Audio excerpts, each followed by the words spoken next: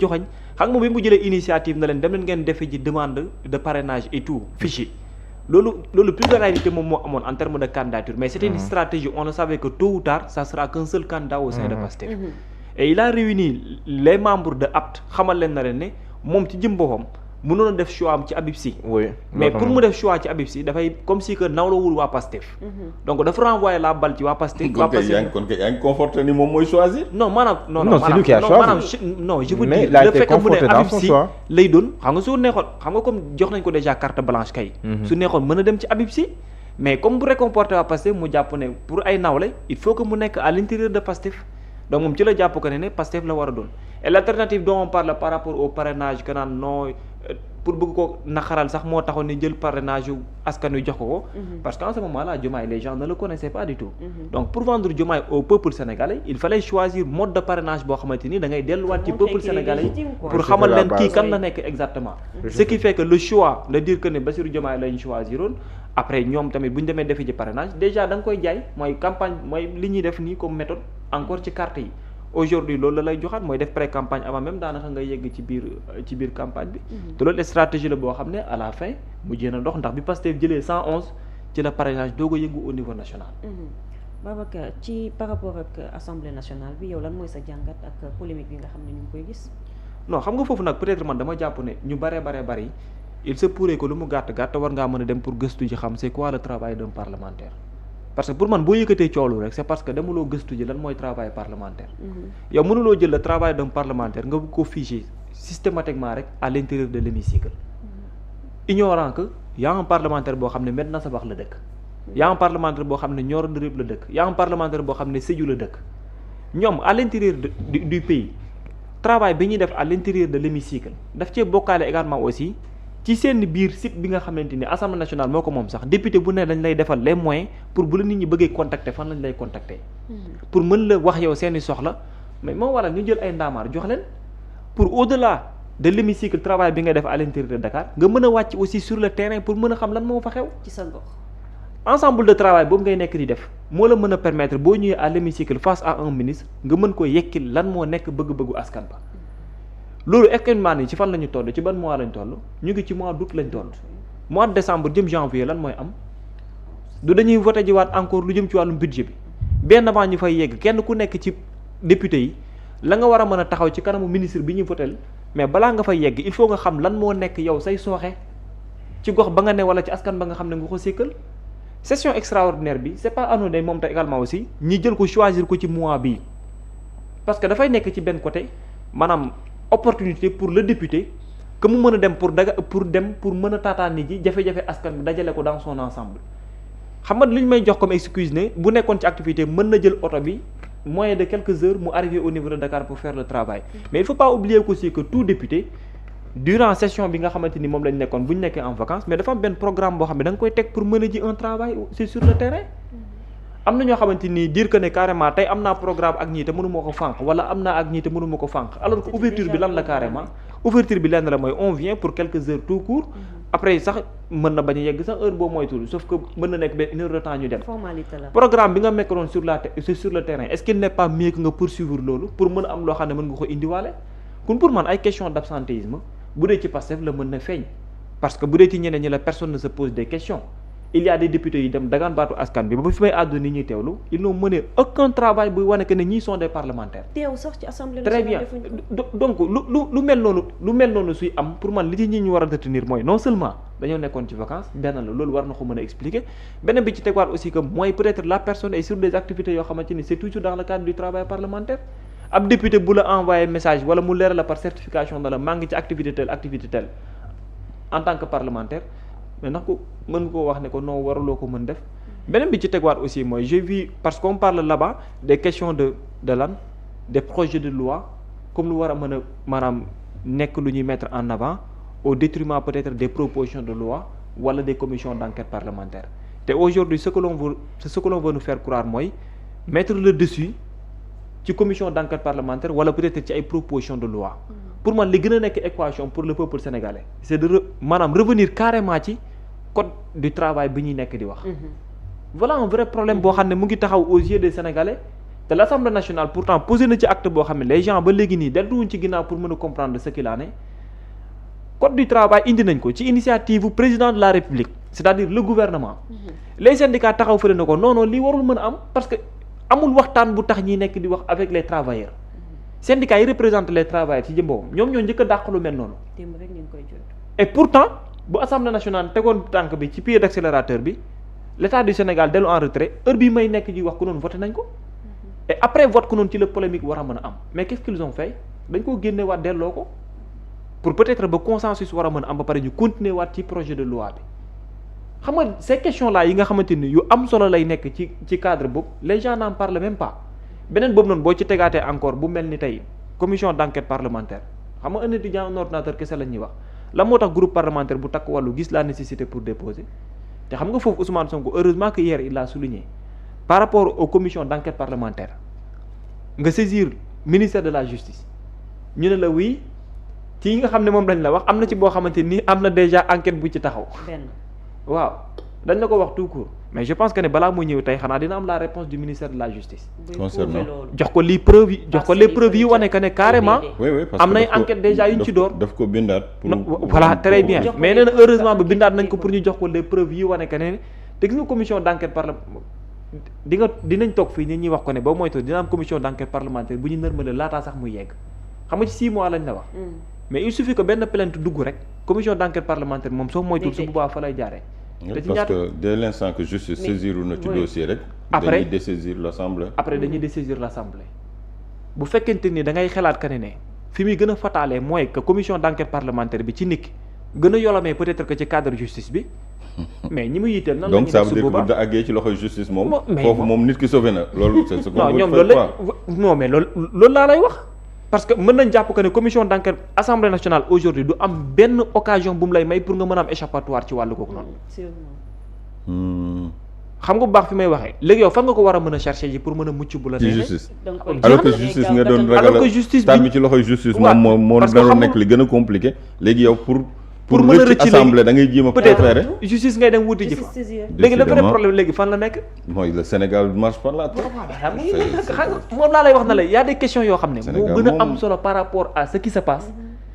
pourtant bëgg nañ jël loolu muur ko pour bëgg jël débat ibbeeji ko feneen foo xamante ni daanaka amu fa place parce que man commission d'enquête l'exigence aujourd'hui pour man bi waroon a mën a am mooy commission d'enquête parlementaire bu ñu ko xasee ba ibbi amul benn enquête bu ñu war a mën a tegaat peut-être pour parce que bu dara lul dara parmi les deux institutions wala sax bay ministère de la justice ak assemblée nationale doyam ni mu toll warul mën a nekk ci commission d'enquête parlementaire ba noppi ab plainte cote di nërmeelal commission d'enquête parlementaire bu ñu samp pour indi benn éclairage xam nga en réalité nit ñi war nañ mën au moins l'assemblée nationale devrait miser sur ça parlementaire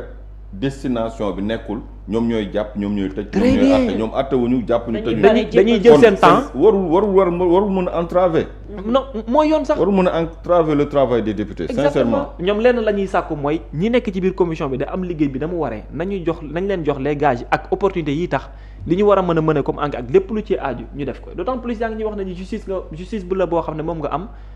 c'est-à-dire amul sax les moyens tous les moyens pour mën a def le travail qu'il faut chargé wu déjà léegi parfois il est facile que benn plainte dugg mën nga dompet assemblée nationale nërmeelal commission d'enquête parlementaire bàyyi ko justice bi nga xam ne day tendeefal moom maanaam muy exécutif muy justice ñoom ñaar ñëpp mën nañu bloquer action législature bi maanaam assemblée nationale day dem kon indépendance bi ñuy wax ak séparation des pouvoirs boobu noonu c'est valable moom ngay remettre en question moo tax may la instant bi ñu toll ni ñoom ci li ñu amagum parmi les 6 commissions d'enquête parlementaire xam nga am na yoo xam ne bàyyikowul sax ci Pastef mais yeneen ñi bàyyi ko ci ñeneen ñi sax te duñ takku wàllu Sénégal et tout là question yooyu noonu boo ko xoolee bu baax laajal le médiateur de la République conclusion yi mu joxe le président de la République lan la nekk waaye li ñu koy laaj kay mooy médiature tamit vraiment il faut que ñu xoolaat non en fait soo déggee ma wax CCT nit ñi fexe nañ ba jëlee ko xam ñu liggéeyam mais médiature de la République bu ñu ko fi jëlee woon est-ce que askan wi nañ sentir ni existé woon na déjà non mais léegi wax ji sax nekkul loolu li ngay wax mooy que ne nekk bilan yi ngay teg ak conclusion yi ngay joxe yépp après fan lay mujj mën nga teglante parce que systématiquement 5 ans yoo xamante ni mën nga joxe les mêmes conclusions daanaka après du am benn suite boo xam ne bu ci toppaat lay doon barki Dembo Ndiaye yaa ngi gis ñu ngi lay wax ci affaire suuf si président Macky Sall ba fi ñu toll nii. c'est-à-dire même question bi moom la ñuy teg. rentrée cours et tribunaux sax am na benn année thème bi c'était ça. boo koy weddiwu ko mais après da ngay poser wu question bilan bi ñu lay jox ak projet de loi yi ñuy wax ak les commissions d'enquête parlementaires yi peut-être que ñoom suñu ñëwee bu àndi rigueur gi mu war a àndal mais il se pourrait qu'au moins dina am loo xam ne lu muy changer lu yees moom lay doon faciliter liggéey bi très bien léegi man côté boobu nag moo tax ma yaakaar ne peut-être li nga war a mën a nekk di xëcc fële indi ko ay débat xam nga tey on parle par rapport aux absences que mën nañ nekk gis nga un parti politique là je parle de kiiraay parce que aujourd'hui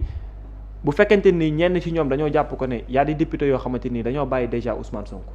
problème bi fu muy nekk mooy am benn parti politique bëgg a jàpp ne la crédibilité de ce parti politique mooy obligatoirement nga am ay profil yoo xam ne ci Pastef cote la war a mën a bàyyee ko pour may la ko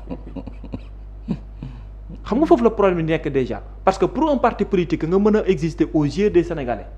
ba am foo xam ne di nga fa toll en terme de crédibilité pour man construction bi ni mu war a mën a amee c'est différent ak par rapport ak ni ñu ko yaakaaree fii dans Pastef avant seen arrivée au pouvoir am na benn instant boo xam ne c'est Ousmane Sonko qui était connu moom kese la woon à un certain moment daanaka ñeneen ñi c'est vrai existé woon nañ mais popularité bi Ousmane Sonko amoon sax meluloon nen ni ba ñuy xam sax ñeneen ñi après kaa fee Pastef mooy au minimum lu mu gàtt réussir nga am autour de votre leader des profils yoo xamante ni ci différents domaines ci la ñuy voilà en fait non te loolu li la koy may lan la mooy une personne du décrédibiliser boppam ba pare bëgg xëcc station crédibilité c'est-à-dire duñ la xam ci parti politique yu bari mais sooy toog di wax nit ñi kenn du la mën a delloo ginnaaw ne démb ak barki démb lii nga doon défendre wala nii nga meloon wala lii nga bëggoon a téye au moins ces profils là ñu ngi juddoo daanaka ci Pastef ñu xamee leen ci ba ni ñuy tolloo Pastef bi mu demee ba tollu benn instant bi ci la commencé dugal ci biiram nit ñoo xamante ni bokkuñ ci ñoom te duñu Pastef ñooñu aussi en certain moment peut-être solo noonu lañ leen jàpp nañ ne avec Pastef dina changer un tout petit peu dynamique boo jëlee exemple Lansana Gagny Sakho nga jël Lansana Gagny Sakho mu nekk fële xeex ak yow ba nit ñi xam ne guddeeg bëccëg lay doon nga jékki-jékki dugal ko ci waa mais barki démb dama gis benn poste Ousmane Noreyni boo xam ne 2022 la ko defoon xaw ma 2023 su ma jëmmul bi ñu ko jëlee dugal ko moom ci jëmmoom sax dafa dénoncé ne waruñu ko woon dugal il n'a rien à faire avec Pastef mais à l'époque là comme ñoom Pastef ni ñuy faral di doxee ñoom boo xasee ba si Ousmane Noreyni gis naa poste boobu noonu ne waruloon dug Mary Teuw Niane la même chose également aussi attaqué na ko te loolu bi mu koy def c'était en 2022 2023 la ñoom boobu la ñuy ñëw comme ñenn ñi bi mu turé bi ñu ko bëgg a dugalaat ci biir Pastef nag bi ñu ko bëggee dugal seen biir nangu wuñu ko woon.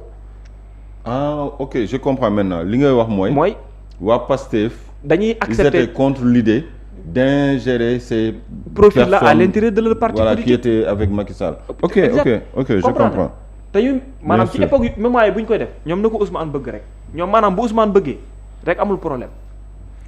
xam nga tey boo ñu bëggee waxal nañu ne kiiraay dañoo bon ak waa Mimi Touré nga ne ñu Pastef dañoo baax ak ñu mel ni ay maanaam Aïda Mbodj ak ñeneen ak ñeneen la léegi yow du ñu teg sur la table également aussi que ne Aïda Mbodj fan la nekkoon Mimi Touré fan la nekkoon loolu ñun duñ ko cité. Mame Diarra Fam fan la nekkoon ak ñeneen fan lañ nekkoon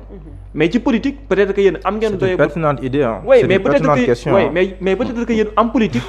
yéen am ngeen doye Sénégal daal télé ñoo xam boo bokkee fi yaa baax boo bokkee baaxoo yaa bon mais yéen ci politique am ngeen doyewu nit ki quel que soit nu démbam mën a mel su xasee ba yegsi ci yéen mën ngeen ko defar ba mu normal teg sur la table te loolu gis ñu nekk victime sax mooy waa Pastef oui te ñoom chance bi ñu ci am aussi te ñoom xam nga chance bi ñu ci am nag lan la mooy suñ ko xasee ba téye ba sangu ko ba pare waxatuma la dara waaye yow dootoo amati fit sax di xalaat naan kii mos na jaar sax ci parti politique bu tax ñi ne di wax. c'est ce que je disais. mais il faut pas oublier que fii récemment fii Mame Diarra Fam ak parti démocratique sénégalais ñoo fi attaqué fii waa Pastef. waaw. yàggul dara waaj a taal këram. ma ne la yàggul dara. bokkoon na ci ñu voté woon loi. loolu yàggul suñu ay élection ñooñu te profilé boo koy lim bari na. Lansana Gagny Sakho lu mu fi waxul Ousmane Sonko fii. mais bien sûr xam nga bi muy ànd ak Macky Sall c'est vrai. bi muy ànd ak Macky Sall après bu ñu jëlaatee dugalaat ko ci biir Pastef nu mu mel. toog ne mekkaaral dégguloo kenn pourtant fustigé naa ko fi. moo tax nag ma ne la yu mel noonu benn yooyu aujourd'hui booy xool yow ban logique nga mën nangoo ne man mën naa ànd Babacar Kébé di ŋàññi Bira ba Babacar Kébé dem si Bira ba pare du ma ŋàññi Babacar Kébé ba pare yow nga ne di ŋàññi Babacar Kébé ba pare yow nga yaakaar ne man su ma la bàyyi du ma la ŋàññi yow ba pare maanaam yow ban alchimie nga mën a gëmee loolu yow moom mooy aussi situation bi Kiiraay ak Jomaay nekk non fa laa lay wax na xam nga Jomaay di nga ñenn ñu def Sonko nii waaw ëllëg dina ko def président Jomaay évidemment xam nga tax ma indi idée bi bu leen jëlee woon fi nekk rek évidemment loolu c'est clair boo gisee ma indi idée bi tam ci foofu laa jëm bu leen jëlee woon fi nekk rek loolu mooy logique moo tax booy wax chaque fois man la xoolal ñi koy défendre ndax dañoo am décret am déet xoolal seen position dañoo bëgg a dugg di ŋaañu Sonko ànd ak Sonko di ŋaañu Macky Sall. di ŋaañu Macky léegi dem nañ si Diomaye di ŋaañu Sonko buñ jugee si Diomaye dafa feneen rek di ŋaañu. boo xala boo gisee mag indil la idée boobu parce que foofu laa doon jëm si mooy par rapport ak parti Kiraay lu mu jàpp ne aujourd'hui moo koy jox crédibilité parce que Pastef erreur boobu la def ci biiram Pastef erreur bi mu def bu gën a mag mooy Pastef ni mu mbappatee ba am fi mu toll accepter à un certain moment d'ouvrir les portes à certains profils yoo xam ne dañoo nekkoon fële démb am na ñu meloon ak yow tôt ou tard dinañ semer zizanie à l'intérieur du parti politique. mais bien sûr sinon aujourd'hui tey ñoom du ñu neex la. exactement aujourd'hui tey à l'intérieur de Pastef tey génn Lansana Gagny Sakho qu'est-ce qu'ils vont se dire lenn rek nga ci am mooy je regrette de l'avoir inséré. ñeneen ak ñeneen après ëllëg tam di nga ko wax am na ñoo xam ne des nañ de ñu ngi ci biir Pastef mais des na. ëllëg dina ñëwaat nga toogaat ne je regrette de les avoir insérés à l'intérieur de mon parti politique. kan moo leen inséré ñu leen inséré. dañoo dugg par le sommet non ki leen Gandi Sakho yooyu yëpp benn nit moo leen inséré il s'appelle Ousmane Sonko. jusqu'à lan la wax xaw ma lan provisoire d'une manière provisoire la leen inséré jox leen ay postes. en attendant léegi nag tey Kiraay. en attendant la validation de je ne sais quelle structure yooyu noonu tey. après mu doog léegi nag Kiraay ñoom tamit moo tax ñoom tamit artu bi foofu lay ñëwee. xam nga tey boo jàppee ne créé nga parti politique mais crédibilité parti politique bi lenn rek moo la ko mën a may ñoom man loolu laa yaakaar personnellement parce que man dama gëm ne c'est comme si Kiraay ñoom dañoo gëm ne lu ñu jëlul Pastef seen parti bi baaxul te xam nga erreur bi gën a ngand léegi nag pour jéem a contrer Pastef mooy tout ce qui peut venir de l'autre côté c'est pas un problème ñëw leen ça je vous donne l'exemple également de ce qui s'est passé récemment avec les élections législatives de 2024 demandez à Barthélémy Toye Dias et Khalifa Babacar Sall ak Amadou Ba ak Macky Sall yow tu aurais imaginé xam nga lan lañ leen layalee Mohamed élection législative pour jàpp ne mën nañu am doole mooy opposition boo fa nekkee parfois da ngay ni yëkkatee ndoor di dóora ndóor yow parti démocrate yow kii Khalifa Babacar Sall taxaw fii jàkkaarloog APR Abdou Mbow jàkkaarloo fii ak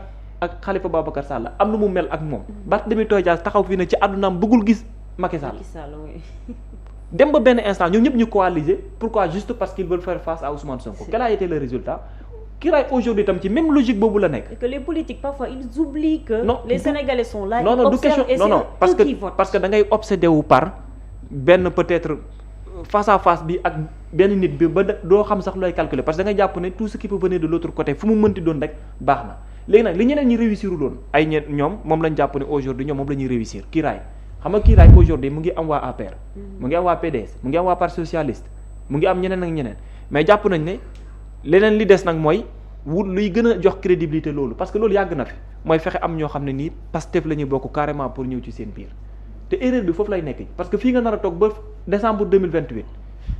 ñoom ñëpp ñu jóge woon Pastef toogaan na la Diomaye nag ñun suñu objectif li mos a nekk mooy fal Sonko xam nga foofu noonu léegi après ban question moom ngay nekk nii pour. non ba pare man benn question moo ñëw léegi sama xel deuxième thème bi mais foofu noonu. non man pour ñëw man premier thème bi non bi dama non foofu dama bëggoon wax xam nga nit lu mu bëgg a layal da koy wutal ay argument